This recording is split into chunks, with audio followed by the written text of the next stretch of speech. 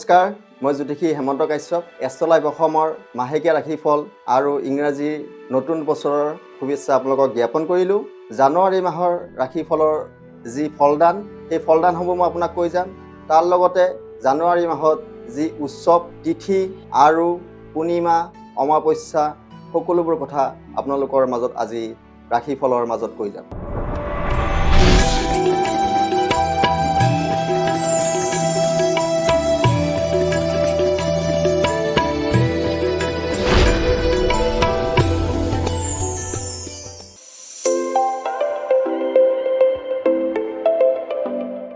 জানুৱাৰী মাহৰ মেঘ ৰাশিৰ জাতক জাতিকাসকলৰ যি ফলদান, সেই ফলদানৰ বিষয়ে মই কৈ যাম। মেঘ ৰাশিৰ জাতক জাতিকাসকলৰ জানুৱাৰী মাহটোত যথেষ্ট শুভ ফল প্ৰদান হ'ব। শিল্পকৰ্মত যথেষ্ট উন্নতি আছে, শত্ৰু হানি আছে, সন্তানৰ ক্ষেত্ৰত যথেষ্ট শুভ আছে।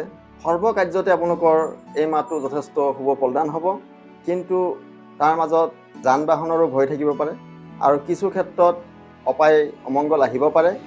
যিহেতু জানুৱাৰী মাহত 14 জানুৱাৰী বুধবাৰ মন্দাকিনী, দধি সংক্ৰান্তি, মেজি দাহ, সূৰ্য অগ্নি পূজা হয়। কাৰোবাৰ যদি ৰবি গ্ৰহ অশুভ বা পাপ পীড়িত হৈ থাকে, তেওঁলোকে যদি সূৰ্য অগ্নি পূজাত অংশগ্ৰহণ কৰে আৰু সেই তাপ শৰীৰত লয়, তেতিয়াহ'লে তেওঁলোকৰ কাৰণে সূৰ্যৰ যি ৰবিৰ যি বেয়া গ্ৰহৰ অশুভ প্ৰভাৱ, সেই প্ৰভাৱৰ পৰা আপোনালোকৰ যথেষ্ট সফল পাব। তাৰ মাজতেও আৰু 18 জানুৱাৰীত এটা অমাৱস্যা আছে। অমাৱস্যাৰ দিনাখন যদি আপোনালোকে শ্ৰী শ্ৰী মা কালী মন্দিৰ দৰ্শন কৰে, তেনে কৰিলে আপোনালোকৰ শনিৰ যি অশুভ প্ৰভাৱ, সেই প্ৰভাৱৰ পৰা আপোনালোকৰ যথেষ্ট সফল হ'ব। আৰু বছৰটোৰ প্ৰথম আৰম্ভণি যিহেতু, তো 22 জানুৱাৰীৰ দিনাখন বৃহস্পতিবাৰ শ্ৰী শ্ৰী গণেশ চতুৰ্থী পূজা আছে। বৰদা চতুৰ্থী বা বিনায়ক বধ বুলি কোৱা যায়। যিসকল জাতক জাতিকাই বছৰৰ প্ৰথম ভাগত গণেশ পূজা একভাগ কৰে, তেওঁলোকৰ মনৰ কামনাবিলাক পূৰ্ণ হ'ব, আশা আকাংক্ষাবিলাক সম্পূৰ্ণ হ'ব। আৰু যিহেতু 2026 চনটো আমি সংখ্যা তত্ত্ব হিচাপে ওলালে এক সংখ্যা ওলায়, আৰু এক সংখ্যাটো ৰবিৰ সংখ্যা। তো সেইদিনাখন যদি আমি গণেশ পূজাত ৰঙা ফুল আমি ব্যৱহাৰ কৰোঁ, তেনে কৰিলে গণেশৰ পৰা আমি যথেষ্ট সুখ সমৃদ্ধি পাম, ধন টকা পইচা আমাৰ ঘৰত আহিব আৰু ব্যৱসায়ত যথেষ্ট উন্নতি সাধন হ'ব। তো এই বছৰৰ যিটো প্ৰথম গণেশ পূজা, সকলো জাতক জাতিকাই যাতে গণেশক ৰঙা ফুলৰে পূজা কৰে। ৰঙা ফুল দি পূজা কৰিলে আপোনালোকৰ মনৰ আশা আকাংক্ষাবিলাক সম্পূৰ্ণ হ'ব আৰু আপোনালোকৰ দিনবিলাক শুভ হ'ব। আৰু এই মাহতে আকৌ 23 জানুৱাৰীৰ দিনাখন শুকুৰবাৰ শ্ৰী শ্ৰী লক্ষ্মী সৰস্বতী পূজা আছে। যিসকল বিদ্যাৰ্থীয়ে পৰীক্ষাৰ বাবে সাজু, তেওঁলোকে সৰস্বতী পূজাৰ দিনাখন মা সৰস্বতীক হালধীয়া ফুলেৰে পূজা কৰিব। তেনে কৰিলে তেওঁলোকৰ পৰীক্ষাত যথেষ্ট সফল হ'ব আৰু যথেষ্ট ভাল নম্বৰেৰে লৈ তেওঁলোকে উন্নতি বা পৰীক্ষাত পাৰদৰ্শিতা দেখাব পাৰিব। তাৰ মাজতো এই মাহটোত আপোনালোকৰ ভ্ৰমণৰ ক্ষেত্ৰত যথেষ্ট ভাল আছে আৰু বন্ধুৰ লগত বিচ্ছেদ আহিব পাৰে। মাতৃৰ ক্ষেত্ৰত এই মাহটো যথেষ্ট শুভ দেখা পাইছোঁ। নানা দিশত আপোনালোকৰ শুভদায়ক হ'ব পাৰে। তো এই মাহটোত আপোনালোকৰ এটা মিশ্ৰিত ফল প্ৰদান হ'ব। আৰু যদি গ্ৰহ দোষ আছে, তো এই মাহত গণেশ পূজা ভাগ কৰিব। যিসকলৰ বুধ গ্ৰহ নিচস্ত বা বুধ গ্ৰহ অশুভ গ্ৰহৰ দ্বাৰা পীড়িত হৈ আছে, তেওঁলোকে গণেশ চতুৰ্থী কৰিব। তেতিয়াহ'লে আপোনাৰ বুধ গ্ৰহৰ শুভ প্ৰভাৱ বিস্তাৰ হ'ব।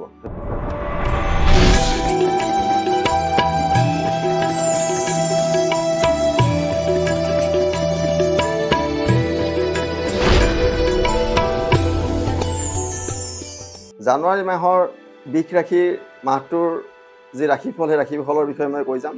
এই মাহত আপোনালোকৰ যথেষ্ট শুভ সংবাদ আহিব, আয় বৃদ্ধিৰ যুগ আছে। আৰু এই মাহত আপোনালোকৰ পিতা মাতাৰ চিন্তা থাকিব। ভ্ৰমণৰ ক্ষেত্ৰত যথেষ্ট সাফল্য হ'ব, কিন্তু শেষৰ ভাগত কাৰ্যহানি হ'ব পাৰে। কিন্তু আৰ্থিক উন্নতিৰ ক্ষেত্ৰত যথেষ্ট ভাল আছে। আৰু এই মাহত আপোনালোকৰ বন্ধু সমাগম হ'ব পাৰে, সুখ প্ৰাপ্তি আছে, দাম্পত্য সুখ আছে। বিদ্যাৰ্থীসকলৰ কাৰণে এই মাহটো যথেষ্ট ভাল। মামলা মোকদ্দমাত আপোনালোকৰ জয়লাভ হ'ব পাৰে। এই মাহৰ 3 জানুৱাৰীত এটা পূৰ্ণিমা আছে। যিসকলৰ চন্দ্ৰ পাপ পীড়িত হৈছে, তেওঁলোকে পূৰ্ণিমা নিশি পালন কৰিব। আৰু এটা অমাৱস্যা আছে। অমাৱস্যাৰ দিনাখন আপোনালোকে শ্ৰী শ্ৰী মা কালী মন্দিৰ দৰ্শন কৰিব। তেনে কৰিলে আপোনালোকৰ শনিৰ চাৰাচাথিৰ যি প্ৰকোপ সেই প্ৰকোপৰ পৰা বাচিব পাৰিব। আৰু যিহেতু বছৰৰ প্ৰথম মাহ 22 জানুৱাৰীৰ দিনাখন বৃহস্পতিবাৰে শ্ৰী শ্ৰী গণেশ চতুৰ্দশী বা বৰদা চতুৰ্থী বিনায়ক বধ আছে। বছৰৰ প্ৰথম ভাগ গণেশ পূজাত আপোনালোকে ৰঙা ফুলৰে গণেশক পূজা অৰ্চনা কৰিব। তেনে কৰিলে আপোনালোকৰ যথেষ্ট শুভ হ'ব, ধন টকা পইচা আহিব, ব্যৱসায়ত উন্নতি হ'ব, আৰ্থিক উন্নতি হ'ব, সকলো ফালৰ পৰাই বছৰটো আপোনালোকৰ শুভ হ'ব। আৰু বিদ্যাৰ্থীসকলৰ কাৰণে যিহেতু 23 জানুৱাৰী শুকুৰবাৰ শ্ৰী শ্ৰী লক্ষ্মী সৰস্বতী পূজা আছে, তো মা লক্ষ্মীক হালধীয়া ফুলৰে পূজা কৰিব। তেনে কৰিলে বিদ্যাৰ্থীসকলৰ কাৰণে যথেষ্ট সফল হ'ব।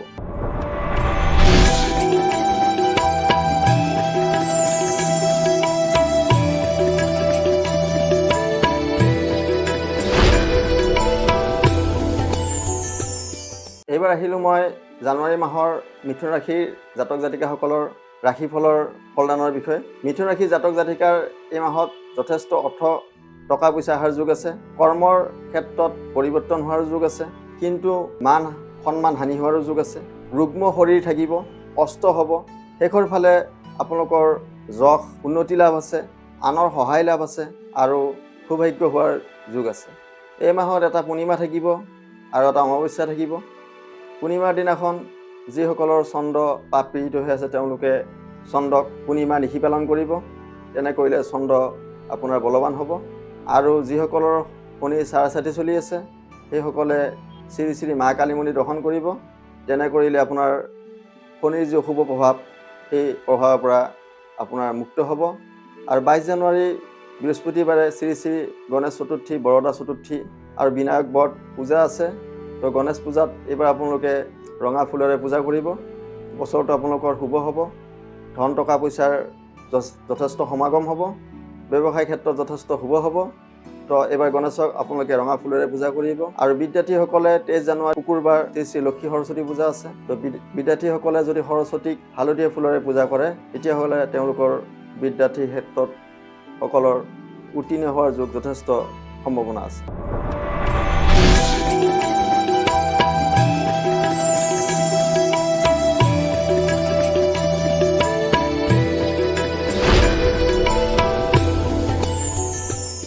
এইবাৰ আহিলোঁ মই জানুৱাৰী মাহৰ কৰ্কট ৰাশিৰ মাহটোৰ ৰাশিফলৰ ফলদানৰ বিষয়ে ক'বলৈ। এই মাহত কৰ্কট ৰাশিৰ জাতক জাতিকাসকলৰ শিক্ষকসকলৰ ক্ষেত্ৰত যথেষ্ট শুভ আছে। এই মাহত আপোনালোকৰ ঘৰত বন্ধুৰ সমাগম হ'ব, সুখ প্ৰাপ্তিৰ যোগ আছে। কৰ্মক্ষেত্ৰত যথেষ্ট শুভ আছে। ঘৰত কিবা কৰ্ম বা শুভ অনুষ্ঠান হোৱাৰ যথেষ্ট যোগাযোগ দেখা পাই আছোঁ। মনৰ আশাবিলাক সম্পূৰ্ণ হ'ব, কিন্তু তাৰ মাজত হতাশ ভাৱ আহিব পাৰে। ধন টকা পইচাৰ আগমন হোৱাৰ যোগ আছে। আৰু ঠিকা ভিত্তিত কৰা সকলৰ যথেষ্ট ধন টকা পইচা আহিব পাৰে। যদি মামলা মোকদ্দমা চলি আছে তেতিয়াহ'লে অলপ সতৰ্ক হৈ চলাটো ভাল। এই মাহত এটা অমাৱস্যা আৰু এটা পূৰ্ণিমা আছে। যিসকল জাতক জাতিকাই চন্দ্ৰৰ অশুভ প্ৰভাৱ বা চন্দ্ৰ পাপ পীড়িত হৈছে তেওঁলোকে পূৰ্ণিমা নিশি পালন কৰিব। তেনে কৰিলে চন্দ্ৰৰ অশুভটো খণ্ডন হ'ব। আৰু যিসকল জাতক জাতিকাৰ শনিৰ চাৰাচাতি চলি আছে তেওঁলোকে শনি গ্ৰহৰ বাবে শ্ৰী শ্ৰী মা কালী মন্দিৰত অমাৱস্যাৰ দিনাখন দৰ্শন কৰিব। তেনে কৰিলে আপোনালোকৰ যথেষ্ট ভাল হ'ব, শনিৰ অশুভটো খণ্ডন হ'ব। যিহেতু এই মাহত 22 জানুৱাৰী বৃহস্পতিবাৰ শ্ৰী শ্ৰী গণেশ চতুৰ্দশী, বৰদা চতুৰ্দশী বিনায়ক বধ পূজা আছে, পূজা ভাগ কৰিব। আৰু এই বছৰত গণেশক ৰঙা ফুলেৰে পূজা কৰিব। তেনে কৰিলে আপোনালোকৰ যথেষ্ট সৌভাগ্যৱান হ'ব, ধন প্ৰাপ্তি হ'ব, ব্যৱসায়িক ক্ষেত্ৰত যথেষ্ট শুভ হ'ব। আৰু 23 জানুৱাৰী শুকুৰবাৰৰ দিনাখন শ্ৰী শ্ৰী লক্ষ্মী সৰস্বতী পূজা আছে। বিদ্যাৰ্থীসকলে মা সৰস্বতীক হালধীয়া ফুলেৰে পূজা কৰিব। তেনে কৰিলে তেওঁলোকৰ শিক্ষাত যথেষ্ট উন্নতি হোৱা দেখা যায়।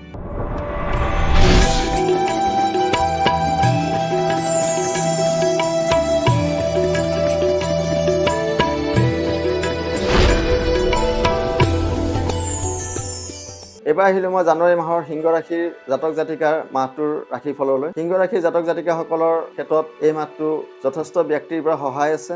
এই মাহটো আপোনালোকৰ বাবে মিশ্ৰ ফলদায়ক হ'ব। চকু পীড়া থাকিব পাৰে, ভ্ৰমণৰ নতুন যোগাযোগ আছে, সন্মান লাভ আছে। এই মাহত আপোনালোকৰ ঠিকাত যথেষ্ট অৰ্থ লাভ হ'ব, ধন টকা পইচা আহিব, কিন্তু মনোবেদনা থাকিব, উচিত কামনা কিছুমান থাকিব পাৰে। তো এই মাহটোত এটা মিশ্ৰিত ফল দেখা পাইছোঁ। এই মাহত এটা পূৰ্ণিমা আৰু এটা অমাৱস্যা আছে। পূৰ্ণিমা নিশি পালন কৰিব। তেনে কৰিলে চন্দ্ৰ ভাল হ'ব। অমাৱস্যাৰ দিনাখন শ্ৰী শ্ৰী মা কালী মন্দিৰ দৰ্শন কৰিব। তেনে কৰিলে শনিৰ অশুভ দুখৰ পৰা খণ্ডন হ'ব। আৰু 22 জানুৱাৰী বৃহস্পতিবাৰ শ্ৰী শ্ৰী গণেশ চতুৰ্দশী আছে আৰু এই বছৰত গণেশক ৰঙা ফুলেৰে যদি পূজা কৰা যায় তেনে কৰিলে যথেষ্ট ধন টকা পইচা আহিব আৰু আৰ্থিক উন্নতি হ'ব, ব্যৱসায়ীসকলৰ কাৰণে উন্নতি হ'ব। তো গণেশক এইবাৰ ৰঙা ফুলেৰে পূজা কৰিব জাতক জাতিকাসকলে। আৰু যিসকল বিদ্যাৰ্থী তেওঁলোকৰ 23 জানুৱাৰী শুকুৰবাৰ শ্ৰী লক্ষ্মী সৰস্বতী পূজা আছে। এই সৰস্বতী পূজাত যদি সৰস্বতী মাক হালধীয়া ফুলেৰে পূজা কৰা যায় তেতিয়াহ'লে শিক্ষাৰ্থীসকলৰ কাৰণে যথেষ্ট শুভ ফলদায়ক হ'ব।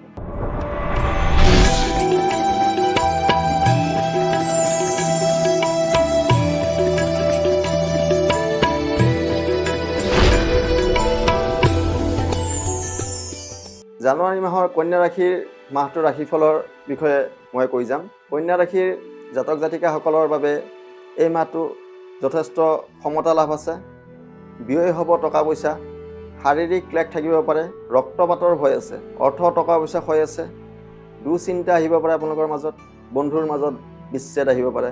কিন্তু তাৰ মাজতেই আপোনালোকৰ কৰ্মত যথেষ্ট ব্যস্ততা থাকিব, দ্ৰব্যাদি লাভ আছে, নতুন বন্ধুৰ সমাগম হ'ব পাৰে আৰু ঋণসমূহ পৰিশোধ হ'ব। এই মাহত এটা পূৰ্ণিমা আৰু এটা অমাৱস্যা আছে। পূৰ্ণিমাৰ দিনাখন নিশি পালন কৰিব, তেনে কৰিলে আপোনালোকৰ চন্দ্ৰটো শুভ হ'ব। আৰু অমাৱস্যাৰ দিনাখন শ্ৰী শ্ৰী মা কালী মন্দিৰ দৰ্শন কৰিব, শনিৰ যি অশুভ প্ৰভাৱ সেই প্ৰভাৱসমূহ খণ্ডন হ'ব। 22 জানুৱাৰী বৃহস্পতিবাৰ গণেশ চতুৰ্দশী পূজা আছে। এই পূজাভাগ যদি আপুনি ৰঙা ফুলেৰে গণেশক পূজা কৰে তেনে কৰিলে আপোনালোকৰ সুখ সমৃদ্ধি হ'ব, ধন টকা পইচা আহিব, বছৰটো যথেষ্ট ভালে যাব। আৰু শিক্ষাৰ্থীসকলে 23 জানুৱাৰী শুকুৰবাৰৰ দিনাখন শ্ৰী শ্ৰী লক্ষ্মী সৰস্বতী পূজা আছে। সেইদিনাখন যদি সৰস্বতীক হালধীয়া ফুলেৰে পূজা কৰা যায় তেতিয়াহ'লে শিক্ষাৰ্থীসকলৰ কাৰণে যথেষ্ট শুভ ফলদায়ক হ'ব।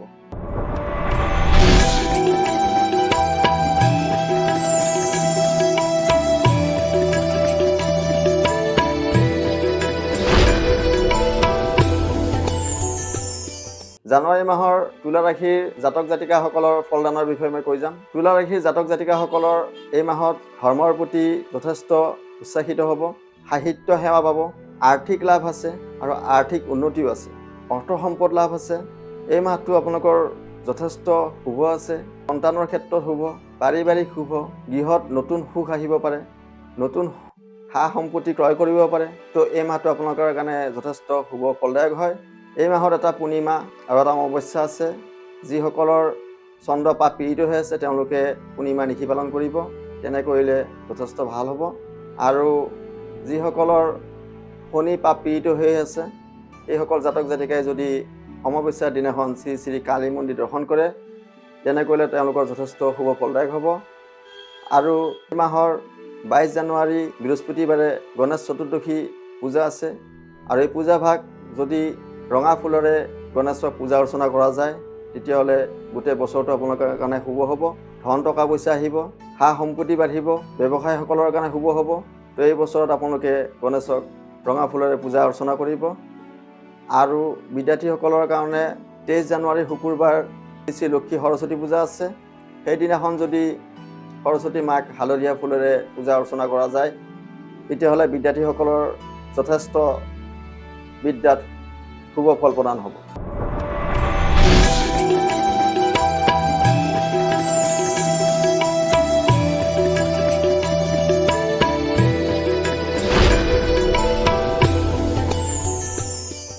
জানুৱাৰী মাহৰ বৃশ্চিক ৰাশিৰ জাতক জাতিকাসকলৰ মাহটোৰ ৰাশিফলৰ বিষয়ে মই কৈ যাম।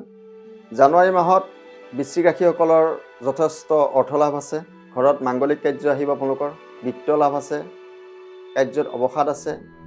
কিন্তু কিছু ক্ষেত্ৰত বাধা বিপত্তি আহিব পাৰে, অৰ্থপ্ৰাপ্তিৰো যোগ আছে আৰু আঘাতপ্ৰাপ্তিৰো যোগ আছে আৰু ক্ষতিৰ সম্ভাৱনাও আছে। এই মাহটো আপোনালোকৰ এটা মিশ্ৰিত ফল প্ৰদান হ'ব। এই মাহত এটা পূৰ্ণিমা আৰু এটা অমাৱস্যা থাকিব। যিসকলৰ চন্দ্ৰ পাপ পীড়িত হৈ আছে তেওঁলোকে পূৰ্ণিমা নিশি পালন কৰিব। আৰু যিসকল জাতক জাতিকাৰ শনি পাপ পীড়িত হৈ আছে তেওঁলোকে শ্ৰী শ্ৰী মা কালী মন্দিৰ দৰ্শন কৰিব। তেনে কৰিলে শনিৰ অশুভ দুখৰ পৰা আপোনালোকে হাত সাৰি থাকিব পাৰিব। 22 জানুৱাৰীৰ দিনাখন শ্ৰী শ্ৰী গণেশ পূজা আছে চতুৰ্থী, আৰু সেইদিনাখন যদি গণেশ পূজা এভাগ কৰে ৰঙা ফুলেৰে তেতিয়াহ'লে আপোনাৰ গোটেই বছৰটো শুভ হ'ব, ধন প্ৰাপ্তি হ'ব, ব্যৱসায়ত শুভ হ'ব, আৰু আপোনাৰ যথেষ্ট উন্নতি সাধন হ'ব। আৰু শিক্ষাৰ্থীসকলে 23 জানুৱাৰী শুকুৰবাৰৰ দিনাখন শ্ৰী শ্ৰী লক্ষী সৰস্বতী পূজা আছে। সৰস্বতী মাক হালধীয়া ফুলেৰে পূজা কৰিব। তেনে কৰিলে শিক্ষাৰ্থীসকলৰ যথেষ্ট শুভ ফল প্ৰদান হ'ব।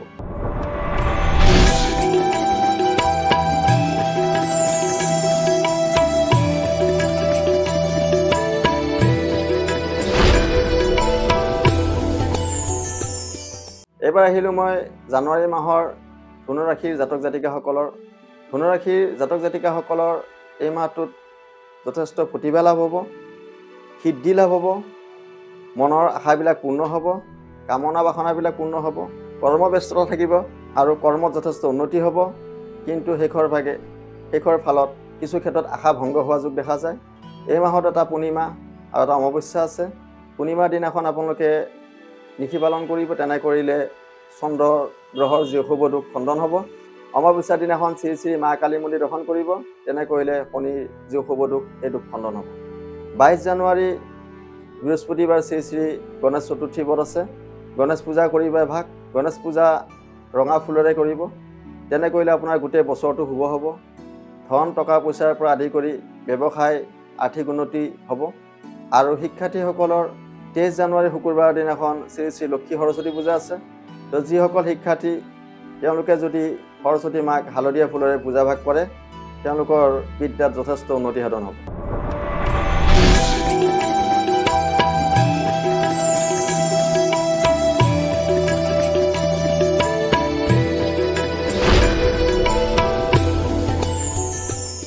জানুৱাৰী মাহৰ মকৰ ৰাশিৰ জাতক জাতিকাৰ ফলদানৰ বিষয়ে মই কৈ যাম। মকৰ ৰাশিৰ জাতক জাতিকাসকলৰ যথেষ্ট কামত ব্যস্ততা থাকিব, অৰ্থক্ষেত্ৰত চিন্তা থাকিব, বিত্ত লাভ হ'ব। কিন্তু তাৰ মাজত আকস্মিক দুৰ্ঘটনা আহিব পাৰে, তাৰ বাবে আপোনালোকে সাৱধানে থাকিব। প্ৰেমত যথেষ্ট শুভ ফল প্ৰদান হ'ব আৰু ব্যয় বাহুলতা বহুত আছে। ভ্ৰমণৰ যাত্ৰা হ'ব পাৰে। তো এই মাহটোত আপোনালোকৰ এটা মধ্যম ফল পাব। মাতৃ কষ্ট আহিব পাৰে, পিতৃৰোগ হ'ব পাৰে। শিক্ষকসকলৰ কাৰণে এই মাহটো যথেষ্ট শুভদায়ক। এই মাহত এটা পূৰ্ণিমা আৰু এটা অমাৱস্যা আছে। পূৰ্ণিমাৰ দিনাখন পূৰ্ণিমা নিশি পালন কৰিব। তেনে কৰিলে চন্দ্ৰৰ আপোনাৰ যি অশুভ দুখ আছে দুখৰ পৰা খণ্ডন হ'ব। আৰু অমাৱস্যাৰ দিনাখন শ্ৰী শ্ৰী মা কালী মন্দিৰ দৰ্শন কৰিব। তেনে কৰিলে শনিৰ যি অশুভ দুখ সেই দুখ খণ্ডন হ'ব। 22 জানুৱাৰী বৃহস্পতিবাৰ শ্ৰী শ্ৰী গণেশ চতুৰ্দশী ব্ৰত আছে। তো গণেশ পূজাৰ দিনাখন আপোনালোকে যদি গণেশক ৰঙা ফুলেৰে পূজা কৰে, তেতিয়াহ'লে গোটেই বছৰটো আপোনালোকৰ কাৰণে শুভ হ'ব। ধন প্ৰাপ্তি হ'ব, ব্যৱসায়ীসকলৰ কাৰণে শুভ হ'ব। তো এইবাৰ গণেশ পূজাত আপোনালোকে গণেশক ৰঙা ফুলেৰে পূজা কৰিব। আৰু শিক্ষাৰ্থীসকলৰ কাৰণে 23 জানুৱাৰী শুকুৰবাৰ শ্ৰী শ্ৰী লক্ষী সৰস্বতী পূজা আছে। যিসকল বিদ্যাৰ্থীয়ে সৰস্বতীক হালধীয়া ফুলেৰে পূজা কৰিব, তেওঁলোকৰ বিদ্যাত যথেষ্ট উন্নতি সাধন হ'ব।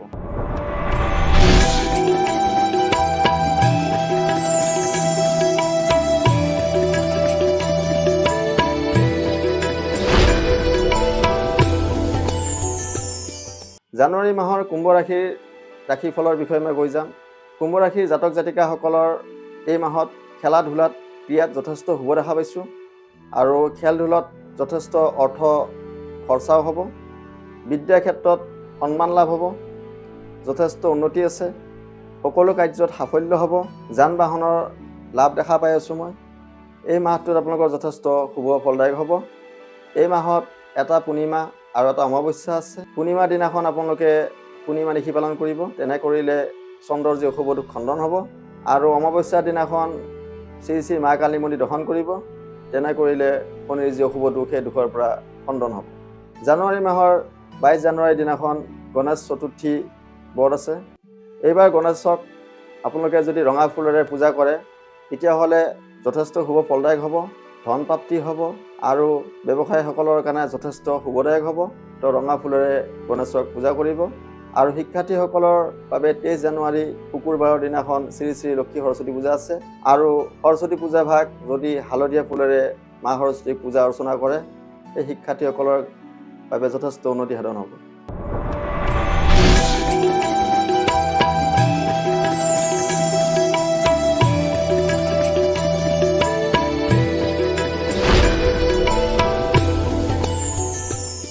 জানুৱাৰী মাহৰ মীন ৰাশিৰ জাতক জাতিকাসকলৰ ফলদানৰ বিষয়ে মই কৈ যাম। মীন ৰাশিৰ জাতক জাতিকাসকলৰ জানুৱাৰী মাহত যথেষ্ট যোগাযোগ দেখা পাই আছোঁ।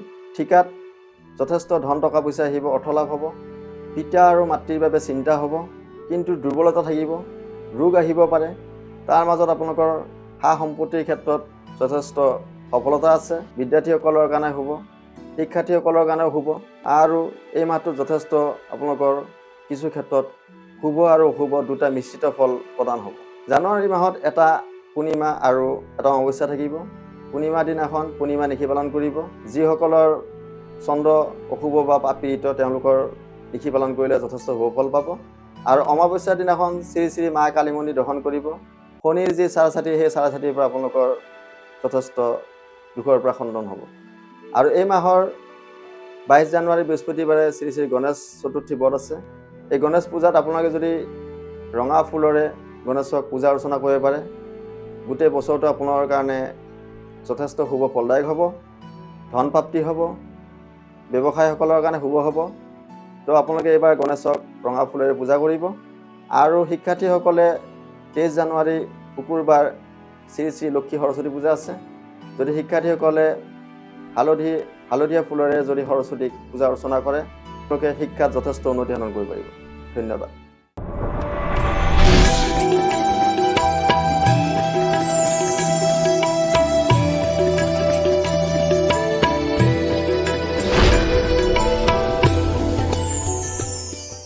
এই আছিল মাহটোৰ ৰাশিফল। এষ্ট্ৰলাইভ অসমৰ পৰা মই জ্যোতিষী হেমন্ত কাশ্যপে বিদায় মাগিছোঁ আৰু ইংৰাজী নতুন বৰ্ষৰ শুভেচ্ছা জ্ঞাপন কৰিলোঁ। আপোনালোকৰ দিনবোৰ শুভ হওক। ধন্যবাদ।